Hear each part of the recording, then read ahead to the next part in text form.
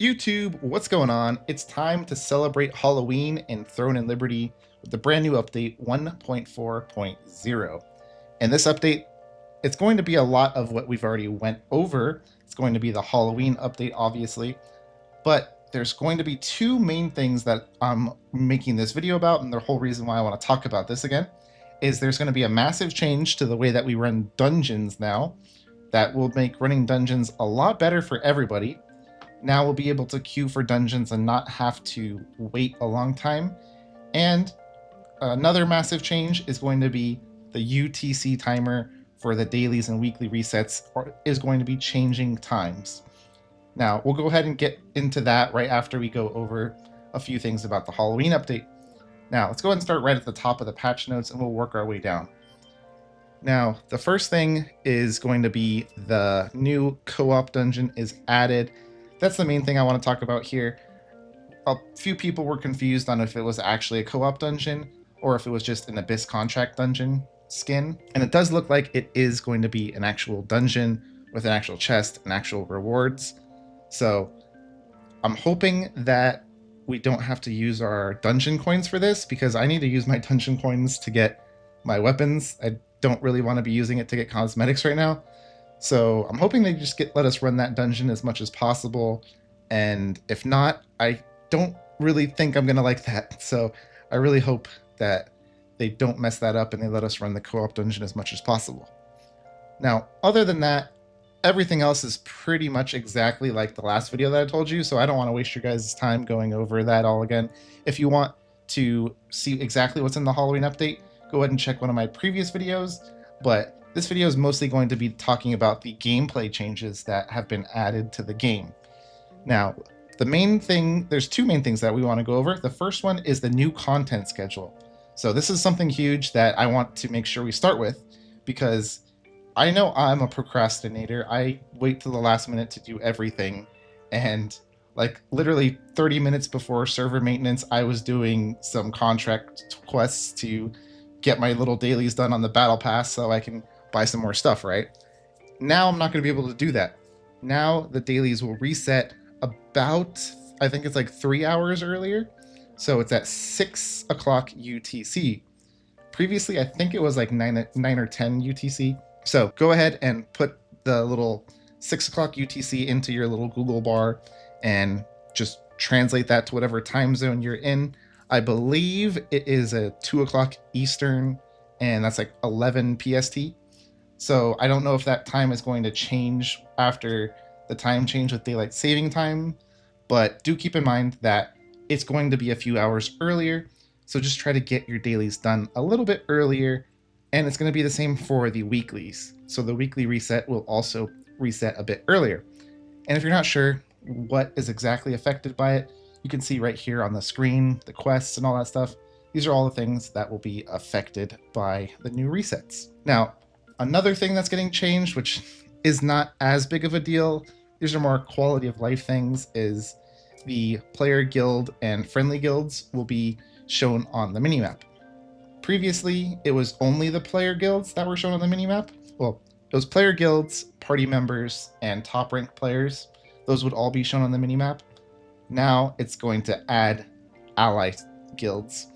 So from now on, you're going to be able to see your allied guilds on the minimap, which will be able to help you guys coordinate with them a lot better. So that's a nice change. We also have increased PvP area for conflict bosses. So this is a change that I don't know if I like this change. This could be a good change. This could be a bad change, because I don't know. It just depends. I feel like this wasn't a problem. I don't know. Did anyone complain that the area was too small?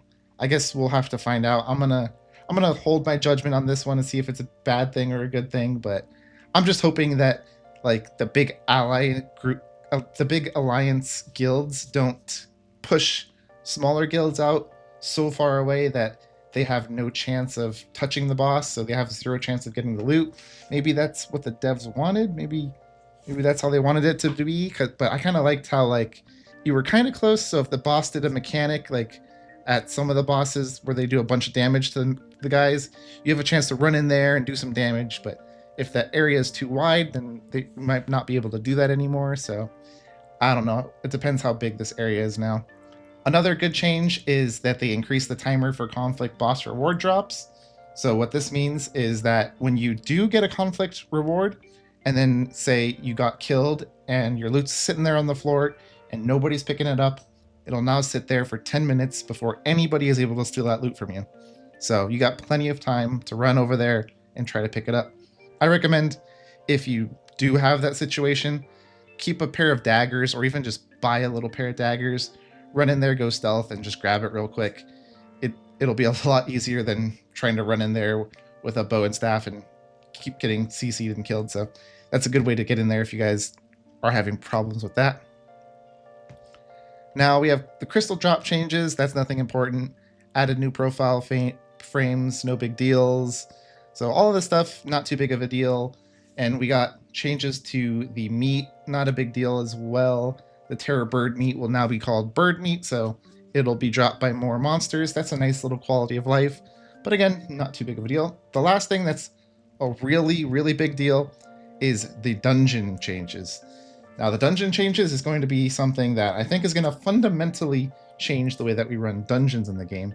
And I don't know if this is something that the devs did specifically because we were complaining about this recently, but now one of the biggest problems with running the dungeons was when you run a dungeon, you only really want to run the dungeon that gives you the weapon that you want, because why would I want to run anything else? Why would I ever want to run Duke as a healer or a archer if Duke only drops great swords? Like, that's completely useless to me. There's no reason I would ever want to run that.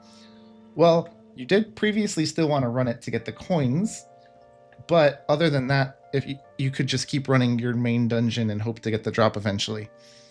Now, what they're going to do is they're going to add random matchmaking. And this is huge, guys. This could possibly be the new way that we all run dungeons. Just because of this right here.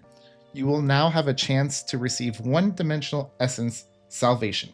That right here is the most insane change ever. According to some people that I've been reading around, says it's about a 7% drop rate. At a 7% drop rate, that is a very, very nice chance. So for those of you who don't know what Dimensional Essence Salvation is, I'll go ahead and show you right here. Dimensional Essence Salvation is the little crafting material that you use to create your weapons or to create the rings. And look, you need to use 10 tokens from each. That means that's going to take you at least 4 runs of every single dungeon. So that's 4, 8, 12, 16, 20, 24. That's going to take 24 tokens, 24 runs in order to simply get one of these dimensional tokens right here. So rather than doing that like 24 runs, you could simply get lucky and just run it one time, do one random one, and then that'll be the same thing as running like 24 dungeons. That's crazy if that works that way. So I believe they're telling me that it's about a 7% chance. And at a 7% chance, you definitely will be running random dungeons from now on, if that's the case. Because like I said, 1 in 7 chance to save 24 runs, that's insane. So you are also going to be getting your normal loot from the chest, and you're going to also be getting a 1-star Dimensional Soul Selection chest. Now, what's the Dimensional Soul Selection chest? That is this chest right here, the one where you can select one of any chest. So just by running the random dungeon, you have a chance of getting something that'll save you 24 runs. You also get the Dimensional Soul Shard, so you're still going to be able to throw these tokens into whatever one you're missing, and you're still going to be getting your normal loot, so you're still going to be getting your normal 4 tokens. So I think this is going to be the new way to be running dungeons, and I recommend everybody start looking into that. If you're a couple off of finishing your weapon or whatever, you probably can just finish doing it that way. I hope that they add some sort of penalty for leavers, otherwise this will be easily abusable. And other than that, that's pretty much the whole entire patch, guys. Hopefully you guys enjoyed this video, and I will see you all in the next one. Thanks for watching.